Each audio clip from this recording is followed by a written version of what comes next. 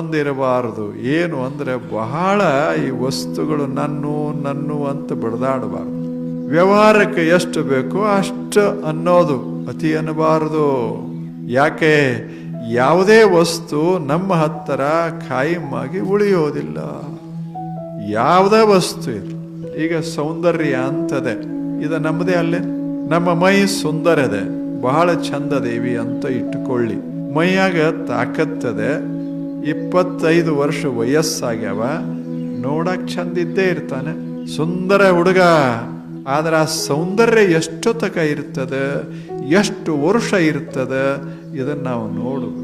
ಖಾಯಮಾಗಿ ಸೌಂದರ್ಯ ಇರುವುದಿಲ್ಲ, ಖಾಯಮಾಗಿ ಶಕ್ತಿ ಇರುವುದಿಲ್ಲ. ಅವು ಹೆಂಗಿರ್ತಾವಂದ್ರೆ ತುಂಬಿದ ಕೆರೆ ಇದ್ದಂಗ, ತುಂಬಿದ ಬಾವಿ ಇದ್ದಂಗ. ಸ್ವಲ್ಪ ಕಾಲ ತುಂಬದಂಗೆ ಇರ್ತಾವ, ಮುಂದೆ ಖಾಲಿ ಆಗ್ತಾವ. ಇದನ್ನ ಗೊತ್ತು ಮಾಡಿಕೊಂಡು ನಂಬುದನ್ಬೇಕೇ ವಿನಃ ಬರೀ ನಂಬುದು ಅಂದೇವಿ ಅಂದ್ರೆ ತಾಪ ಶುರುವಾಗ್ತದೆ.